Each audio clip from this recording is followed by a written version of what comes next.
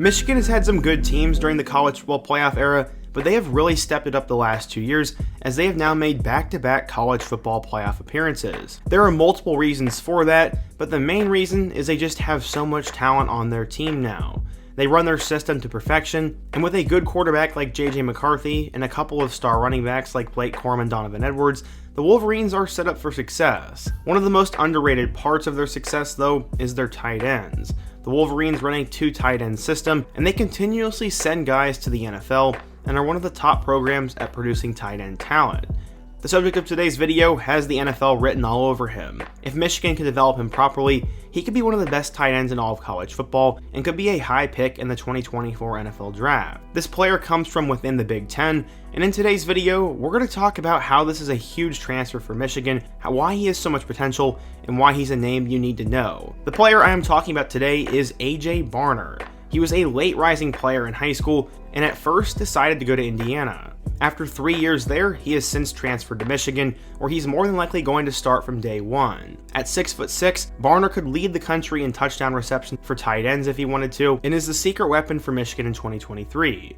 But how on earth did he get to this point? Well, going back in time, Barner grew up in Aurora, Ohio, and he would arrive at Aurora High School, which is near Cleveland, and he excelled at many sports. When he first got to high school, he measured at only 5'9" and did not have much success as his team went 1-9. He would then develop on the field and eventually got the hang of football. He spent most of his recruitment being evaluated as a defensive end and began his high school career as a quarterback, but going into his final few years there, they decided to move him to offense. Barner said, quote, "I decided I wanted to focus on football. Being somewhat of a late bloomer junior year, I developed into a starter and lettered." Eventually, he would switch to tight end and got his first FBS offer from Ohio, which he later committed to. He said he started receiving interest from schools during the winter of his junior year and got an offer in June from the Bobcats and felt it was the right opportunity for him, which he committed to.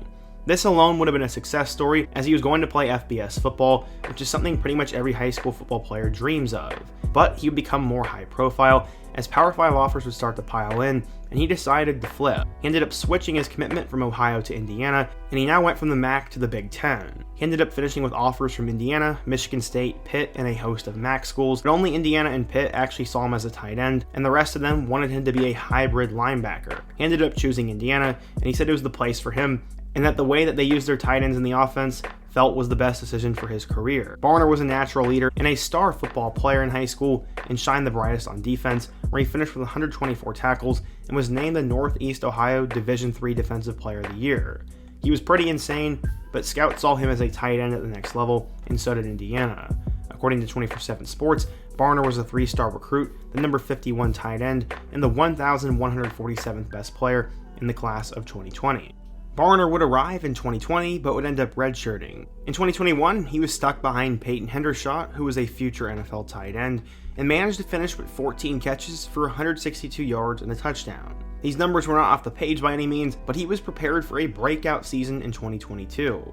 He was selected as a team captain as only a redshirt sophomore, and Tom Allen said that Barner had the chance to be the best tight end in Indiana football history. Last season, though, was somewhat of a disappointment. He finished with 28 catches for 199 yards and 3 touchdowns, which aren't horrible numbers, but he battled injury, and Indiana was a complete dumpster fire on offense. The same could be said in 2021, as the last 2 years have not gone well for the Hoosiers. He ended up appearing in 28 games and never reached his full potential at Indiana, but the physical tools were there. At 6'6", he could be one of the best red zone targets in all of college football.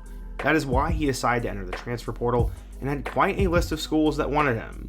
He ended up choosing the Michigan Wolverines because ever since Jim Harbaugh took over, they have prioritized the tight end position, and since 2015, 2 tight ends have already gotten drafted into the NFL, and they should have a third one in a couple of weeks with Luke Schoonmaker. Why Michigan though? Barner said, quote, "The style of play. They run the ball, they're physical up front, and the opportunity to be the tight end there is why I'm going. You walk around there and we're close to hitting 1,000 wins as a program, and football means so much to this place, and it's something that I care a lot about too. On paper, it makes a lot of sense. The Wolverines run a 2 tight end set on pretty much every play, and they lost Eric All to Iowa and Luke Schoonmaker to the NFL, so this will give Barner a chance to step in right away. I think he's going to make an instant impact for the Wolverines, and he's going to get plenty of reps alongside sophomore Colston Loveland. Barner said, quote, "I have really good ball skills, and I think I'll be a great addition." It also helps that his former quarterback at Indiana, Jack Tuttle, is now at Michigan. I'm sure he will be in J.J. McCarthy's ear, and if worse comes to worse, he will be Tuttle's most trusted weapon if he has to be the guy. What's also interesting is that Barner grew up an Ohio State fan, but he is completely converted now. Barner ended up having a touchdown in Michigan's spring game,